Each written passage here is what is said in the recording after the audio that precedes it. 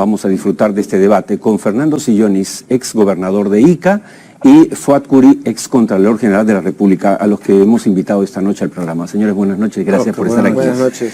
Amigos de Cara y Sello, en octubre del 2018 detuvieron al entonces alcalde de Punta Negra, Willington Ojeda, por liderar la organización Los Charlies del Sur.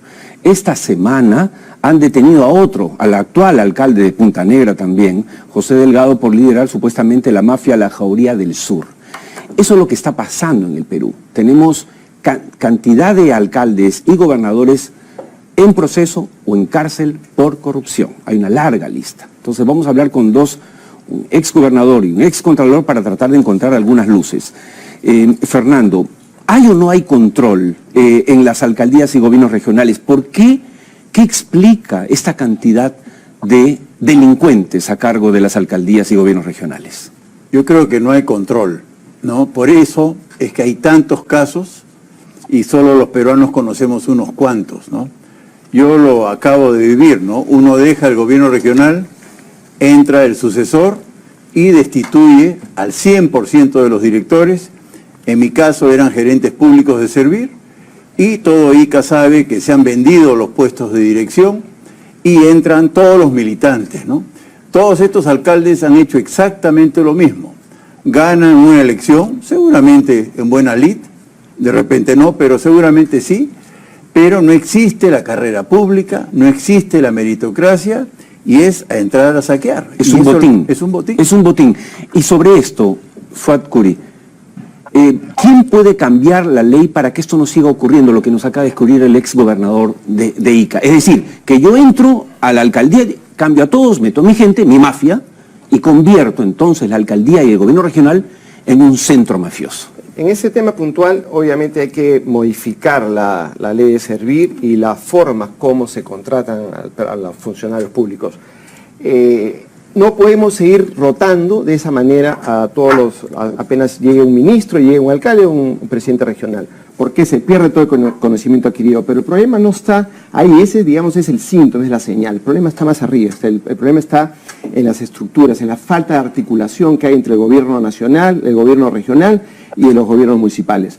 La falta de relación que hay entre los programas desconcentrados y los programas de la planificación territorial. El tema pasa por que no existe una articulación adecuada entre los programas correspondientes. Entonces, la corrupción se aprovecha de los vacíos legales con el propósito de penetrar en los sistemas. Fernando, en los últimos meses hemos visto al actual presidente Vizcarra aumentar de manera importante el dinero que se destina a los gobiernos regionales. Eso podría parecer una buena noticia, pero a mí me preocupa sinceramente que, no habiendo cambiado nada en la estructura, en lo que está diciendo el señor Curi y en lo que acaba usted de decir respecto al hecho de que uno puede cambiar a casi todo el personal, entonces le estamos dando más plata para robar a los gobiernos regionales. Sí, yo creo que es una mala noticia. Estoy exagerando. No, es una mala noticia. Yo creo que por lo que estamos viendo, una central única de compras y contrataciones se impone. Lo acabamos de vivir pues con los panamericanos. Ya más clara no puede estar la ruta a seguir, ¿no? Eso de atomizar las unidades ejecutoras multiplica la labor de control, que la hace inviable. Y ojo, no estamos hablando de hospitales, no estamos hablando de escuelas, no estamos hablando de direcciones de minería, direcciones de turismo, direcciones de agricultura. Realmente la corrupción se está diseminando, las de transportes, las mafias de los brevetes están en su garbanzal en todo el Perú. Y esa es la corrupción que yo sostengo no está siendo combatida desde la presidencia de la República. El presidente Vizcarra, digamos, se muestra como un luchador contra la corrupción. Yo digo que no. Yo sí reconozco la lucha contra los peces gordos, pero son contados con los dedos de la mano. La gran corrupción, la que le saca dinero al pueblo peruano, esa está suelta en plaza. Bueno, claro, no está en el Congreso. La gente ha agarrado de punto al Congreso. Claro que todos tenemos diferencias con el Congreso disuelto, pero allí, más allá de comprar 4 laptops, no hay nada.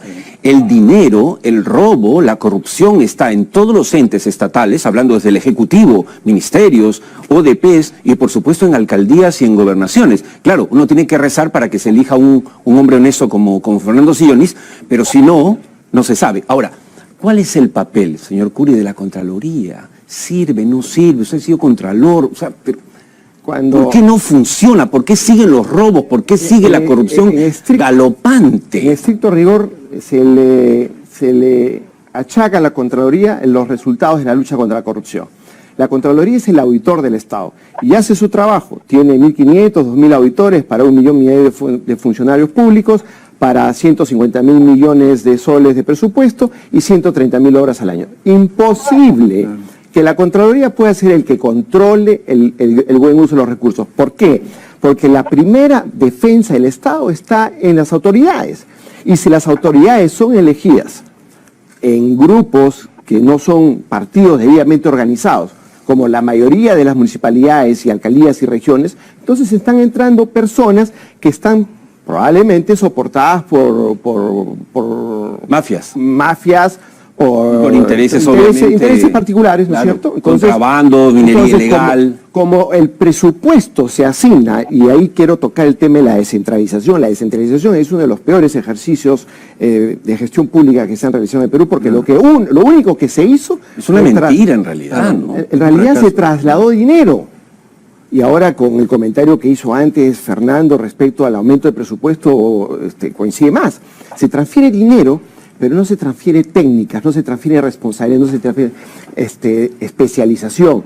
Entonces se encuentran, por ejemplo, en Villarrica, tenemos una alcaldía que recibe un presupuesto y obviamente uno de los líderes cafetaleros de la zona asume la alcaldía y luego se encuentra con un montón de plata y no sabe qué hacer. Entonces, ¿de qué estamos hablando?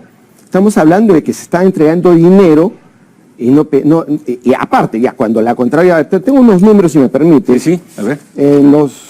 Hasta julio de 2015, 10.167 responsabilidades penales en regiones y alcaldías. 10.000, Dios mío. 9.940 denuncias en el Ministerio Público, 110.000 responsabilidades administrativas. ¿Para qué sirve?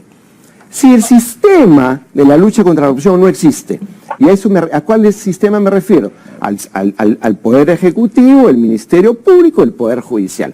¿Por qué el caso del gasoducto está de moda hoy en día? Cuando lo denuncié en diciembre, en agosto, presenté la carpeta fiscal al Ministerio Público con las denuncias que hoy en día se están tocando. Han pasado 6 años. ¿Por qué al señor Goyo Santos, le digo Goyo porque así le llaman todos para que me sigan, después de 8 años, 9 años de haber hecho la denuncia, por los casos que han sido sentenciados a 19 años, recién se da? Porque no funciona el sistema. Entonces la primera recomendación que tiene que hacer... Ahí deténgase porque quiero llegar ahí con la última pregunta a ambos para que podamos pasar luego al siguiente bloque. Ex gobernador, ex contralor, el panel de lujo hoy en el programa. ¿Cuáles son, señores, las 2 o 3 cosas que le dirían hoy que tenga que hacer, que haga el presidente Vizcarra con su gobierno para empezar a frenar, no a terminar con la corrupción, pero a frenar la corrupción en las alcaldías y en los gobiernos regionales? Yo tengo propuestas pues muy prácticas, ¿no? Revisar la validez de los certificados de estudios de los funcionarios públicos. Yo en ICA lo hicimos y detectamos cientos de títulos académicos falsos. Eso depuraría al Estado de muchos corruptos que están ahí con títulos falsos. Ahí hay una, ¿no? Y por supuesto muchas más. Gran parte de las rendiciones de gastos de viáticos se hacen con facturas falsas. O sea, los funcionarios no han gastado y han comprado un talonario en blanco y han rendido cuentas con facturas falsas. Eso es facilísimo de detectar. Es simplemente llamar al restaurante, no existe. Pero eso no depende de que nos toque un gobernador como usted, digamos, decente, pero ¿y si la mayoría no lo es? No, pero yo sí creo que desde la máxima autoridad, que es el presidente de la República, se debe poder instruir a la Contraloría, o por lo menos conversar con Contraloría, como lo hemos hecho con FUAT en su momento, para dar ese tipo de instrucciones, ¿no? No, es más fácil de lo que uno se imagina, pero yo estoy convencido de que no hay la voluntad al más alto nivel de combatir la corrupción que maltrata a la población. Señor Curi. Existen incentivos para que exista corrupción sistémica en el país. Cuando hablo de sistémica es que ya se instaló. Hay que desincentivar la corrupción. lo primero que hay que hacer es que le cueste. Al corrupto no le cuesta nada. Hay incentivos y ¿cómo se logra eso? Aumentando las penas. Hay que sancionar. El corrupto tiene que saber que existe sanción. Obviamente, en un estudio que hice respecto a la corrupción, el primer punto de partida es que si la cabeza no está alineada en la lucha contra la corrupción, los demás miembros, es como una corporación o como cualquier empresa, si la cabeza no está pensando día y noche en un objetivo que es acabar con la corrupción, eso no va a funcionar.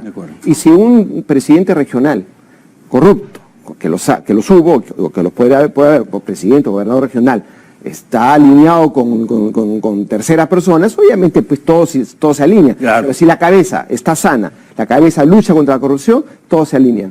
Es un efecto inmediato. Señores, muchas gracias. Gracias. Muchas gracias por haber compartido sus reflexiones tan importantes hoy en el programa. Algo hemos avanzado esta noche para reflexionar con los amigos televidentes.